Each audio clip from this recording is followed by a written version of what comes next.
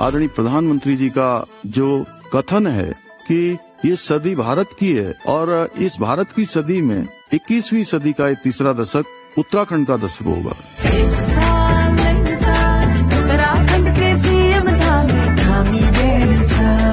अपने दूसरे कार्यकाल के पहले साल में धामी सरकार के फैसलों ने एक नई मिसाल कायम की है, जिनसे आज उत्तराखंड संवर रहा है। यूनिफॉर्म सिविल कोड बनाने की दिशा में बढ़ाए मजबूत कदम। युवाओं के हितों को समर्पित सीएम पुष्कर सिंह धामी ने नकल माफियाओं पर किया कड़ा प्रहार। ऐतिहासिक नकल विरोधी कानून बनाकर देश में बना पहला प्रदेश।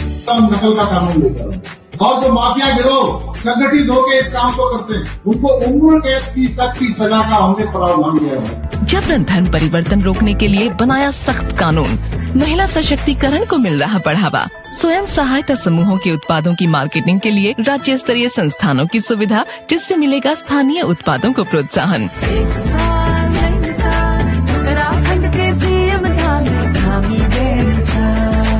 गरीबों के लिए साल में 3 गैस सिलेंडर किए मुफ्त। धार्मिक पर्यटन को बढ़ावा देने के लिए मंदिर क्षेत्रों के विकास के लिए मानसखंड मंदिर माला मिशन को दी मंजूरी। हमारा लक्ष्य है कि उत्तराखंड को देश का श्रेष्ठ राज्य बनाना, देश का अग्रणी राज्य बनाना। उत्तराखंड को पर्यटन प्रदेश बनाने के लिए मजबूत पर्यटन पॉलिसी लाई सरकार। जनता की समस्याओं को सुनने के लिए मुख्यमंत्री पुष्कर सिंह धामी लगा रहे चौपाल। अधिकारियों को समस्याओं के निराकरण के दे रहे आदेश। राज्य आंदोलनकारियों और उनके आश्रितों को सरकारी नौकरियों में 10% का क्षैतिज आरक्षण।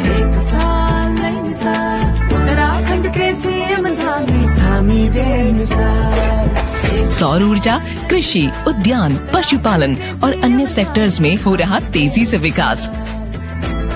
धामी सरकार का 1 साल बन रहा नई मिसाल। मुख्यमंत्री पुष्कर सिंह धामी सरकार 2.0 ने आज 1 वर्ष का कार्यकाल पूरा कर लिया है। 1 वर्ष के कार्यकाल में राज्य सरकार के सामने कई चुनौतियां थी, तो राज्य सरकार ने कई बड़े निर्णय लेकर भी वर्षों बरस पुरानी समस्याओं को दूर कर दिया। राजधानी की रेंजर्स मैदान में 1 साल कई मिसाल कार्यक्रम का आयोजन किया गया। कार्यक्रम में राज्य सरकार के मंत्री, अफसर व पार्टी पदाधिकारी भी मौजूद रहे। मुख्यमंत्री ने बातचीत में कहा कि अधिकारी से अधिक काम करने की कोशिश की गई है। मुख्यमंत्री ने बातचीत में कहा कि अधिक से अधिक काम करने की कोशिश की गई है। राज्य को उन्नत राज्य बनाने की दिशा में भी प्रयास जारी है। हमने एक पूरा साल उत्तराखंड की देवतुल्य जनता को समर्पित किया है और हमारे प्रधानमंत्री जी का जो उनका उत्तराखंड के बारे में जो उनके शब्द हैं कि 21वीं सदी का तीसरा दशक उत्तराखंड का दशक होगा, उस दशक को बनाने के लिए हमारी सरकार पूरी तरह से यहाँ के जनगण मन के साथ मिलकर अनेकों प्रयासों को कर रही है। अनेकों काम धरातल पर उतरे हैं। 1 साल का कालखंड चूँकि कम समय होता है, लेकिन इस कम समय में भी अनेकों प्रयास किए, अनेकों निर्णय लिए हैं और जो आगे के लिए हमने प्लानिंग की है उन सभी को आगे धरातल पर उतारने का काम करेंगे। टनकपुर हादसे पर सीएम पुष्कर सिंह धामी ने दुख जताया है। सीएम धामी ने इस हादसे पर दुख जताते हुए मृतकों के प्रति शोक संवेदना व्यक्त की है। मुख्यमंत्री ने अधिकारियों से बात कर दुर्घटना की जानकारी ली और घायलों को हर संभव उपचार के निर्देश दिए। दुर्घटना की सूचना मिलते ही जनपद की प्रभारी मंत्री एवं कैबिनेट मंत्री रेखा आर्य भी मौके पर पहुंच गई। उन्होंने टनकपुर अस्पताल जाकर घायलों का हालचाल जाना।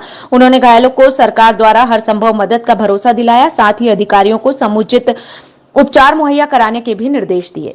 चंपावत में आज चूंकि बहुत दुखद घटना हुई है, पूर्णागिरी का मेला चल रहा है। एक वाहन के नीचे आने से अभी तक 5 श्रद्धालु जो बदायूं जनपद के रहने वाले थे, उनका आकस्मिक वहां पर निधन हो गया है। बड़ा दुखद है। मैंने स्वयं जिलाधिकारी से बात की है और हमारी वहाँ की प्रभारी मंत्री रेखा आर्या वहीं हैं। वो उनके बीच में जाकर सभी व्यवस्थाएं जो उनके घरों तक जाने के लिए और अन्य व्यवस्थाएं कर रही हैं। हम राज्य सरकार की तरफ से अपनी तरफ से उन मृतक परिजनों के साथ हैं, हर प्रकार से उनकी सहायता के लिए तैयार हैं। उत्तराखंड की धामी सरकार चैत्र नवरात्र को नारी शक्ति उत्सव के रूप में मना रही है। सरकार के इस फैसले पर विपक्ष ने सवाल उठाया है। उत्तराखंड कांग्रेस की मुख्य प्रवक्ता गरिमा मेहरा दसोनी ने कहा कि राज्य सरकार को अचानक नारी शक्ति का सम्मान करने की जो सूझी है वह अपने आप में हास्यास्पद है। कोई उत्सव मनाने से या पूजा पाठ से नारी शक्ति या मातृशक्ति का सम्मान नहीं होता, वह सम्मान तो कृत्यों में परिलक्षित होना चाहिए। दसोनी ने कहा कि पिछले दिनों जो कुछ भी राज्य के अंदर घटित हुआ उससे तो यह साफ दिखता है कि भारतीय जनता पार्टी की मातृशक्ति के प्रति क्या सोच है। आज 6 साल इनको सत्ता पर काबिज हुए हो गए हैं, अचानक इनको नारी शक्ति सम्मान करने की सूझी है और नवरात्र को जोर शोर से मनाने की सूझी है और सरकारी कार्यक्रम इन्होंने दे डाला।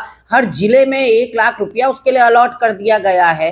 कहीं ना कहीं ऐसा लग रहा है कि भाजपा को महसूस होने लगा है कि उसके पापों का घड़ा भर चुका है। उनके कुकृत्य और कुकर्म इतने बढ़ चुके हैं कि आज के ही समाचार पत्रों की खबर है कि प्रदेश में महिलाओं के प्रति अपराध और हिंसा लगातार बढ़ रहे हैं।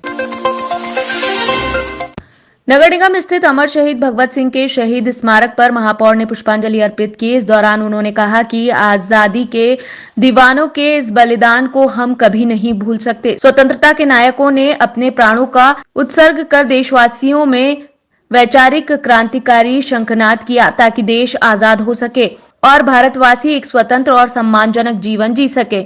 अपने त्याग व शौर्य से जन जन में स्वाधीनता की अलग जगाने वाली मां भारती के अमर सपूत महान क्रांतिकारी भगत सिंह, सुखदेव एवं राजगुरु को उनके बलिदान दिवस पर कोटि कोटि नमन करते हुए महापौर ने कहा कि अमर शहीदों का सर्वोच्च बलिदान सभी को राष्ट्र सेवा हेतु सदैव प्रेरित करता है। सरदार भगत सिंह जी, राजगुरु सुखदेव, उनके शहीदी दिवस पर उनके चित्र पर पुष्पांजलि अर्पित करी और आने वाली पीढ़ियों के लिए भी इस तरह का संदेश कि हमारे जो वीर क्रांतिकारी शहीद हुए हैं अपने देश के आन बान शान के लिए, स्वतंत्रता की लड़ाई के लिए, तो उनको हमेशा हमेशा के लिए याद रखा जाए।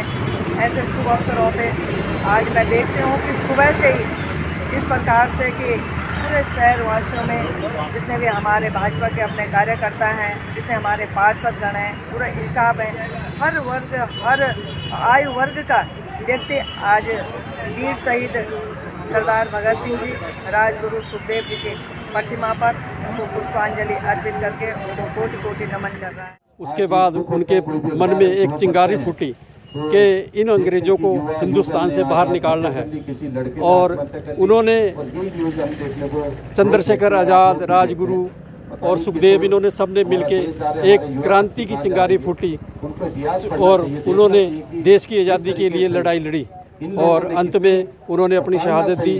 आज उनका 93वां शहादत दिवस है और मैं सभी नौजवानों से गुजारिश करता हूं कि भगत सिंह के कदमों पर चले और देश को प्रगति की ओर ले जाए। अगर हम महान क्रांतिकारियों को सच्ची श्रद्धांजलि देना चाहते हैं तो हमें सबको जाति, धर्म, क्षेत्रवाद से ऊपर उठकर उस अखंड भारत का निर्माण करना चाहिए जो इन महान क्रांतिकारियों को सपना था और उन महान क्रांतिकारियों को सच्ची श्रद्धांजलि दे सकें। विश्व प्रसिद्ध 11वें ज्योतिर्लिंग बाबा केदारनाथ के कपाट 25 अप्रैल को खुलने हैं। उससे पूर्व यात्रा की तैयारियों में मौसम की दुश्चर्या रुद्रप्रयाग प्रशासन के लिए चुनौती बना हुआ है। मध्य हिमालय की गोद में बसे 11वें ज्योतिर्लिंग बाबा केदारनाथ धाम में लगातार हो रही बर्फबारी और निचले इलाकों में बारिश ने यात्रा तैयारियों के कार्यों में बाधा उत्पन्न कर दी है। हर कपा देने वाली ठंड से कर्मचारी और मजदूरों को भारी कठिनाइयों का सामना करना पड़ रहा है। केदारनाथ के कपाट खुलने में अब करीब 1 माह का समय शेष है। ऐसे में केदारनाथ धाम और पैदल मार्ग में रहने, खाने, शौचालय, बिजली, पानी सहित आधारभूत सुविधाएं जुटाना प्रशासन और सरकार की प्राथमिकता है, किंतु लगातार खराब मौसम ने सरकारी तैयारियों में भारी मुश्किलें पैदा कर दी है। जी बिल्कुल, कुछ दिनों से मौसम ख़राब होने की वजह से लगातार केदारनाथ धाम में बर्फबारी हो रही है और हमारा जो ट्रैक रूट है उस पर भी काफ़ी बारिश हो रही है। तो इसमें हमारी जो टीम वहाँ पर पहुँच गई है वो लगातार बर्फ़ हटाने का काम तो कर ही रही है, परंतु कुछ ऐसे निर्माण कार्य हैं जो हमारे अभी प्रभावित हो रहे हैं मौसम ख़राब होने की वजह से। साथ ही जो हमारा ट्रैक रूट मार्ग का रिपेयर है और अन्य जो निर्माण कार्य हैं उसमें भी थोड़ा विरोध हो रहा है, लेकिन 20 तारीख या उसके बाद जब मौसम खुलने के हमारी जो संभावना है उसके बाद कार्य को पुनः सुचारू कर दिया जाएगा। देखिए, पिछली बार भी जो सीमित संख्या वाला जो घेरा था ये बहुत विवादित रहा, क्योंकि इस बार पिछली बार के मुकाबले इस बार काफी अच्छी व्यवस्थाएं हैं। लोकल स्तर पे लोग पूरी तरीके से तैयारियां कर रहे हैं। व्यवस्थाओं की कोई मतलब ऐसी संभावना नहीं है कि व्यवस्थाएं होंगी लोकल स्तर, लेकिन प्रशासन क्यों असमंजस्य में पड़ा हुआ है कि व्यवस्थाएं पूरी नहीं है। शायद इसलिए कहीं न कहीं उनको लगता है कि सीमित संख्या करनी चाहिए। इससे सारा चारों धामों में इसका विरोध हो रहा है सीमित संख्या को लेकर। सीमित संख्या हटा दी जाए और मैनुअली जो रजिस्ट्रेशन है उसको भी शुरू कर दिया जाए। ये यहाँ पे हम विगत वर्षों से भी इसका घोर विरोध कर रहे हैं। चारों धामों में इसका विरोध हो रहा है कि यहाँ पे जो ऑनलाइन प्रक्रिया यहाँ पे सरकार ने रखी है और जो सीमित संख्या यहाँ पे चारों धामों के लिए रखी गई है, उसको हम पूर्णतः समाप्त करने के लिए हमने कई बार ज्ञापन भी दिया है, मुख्यमंत्री को दिया है, माननीय जिला अधिकारी महोदय के माध्यम से भी दिया है, लेकिन सरकार पे इसका कोई भी असर नहीं है।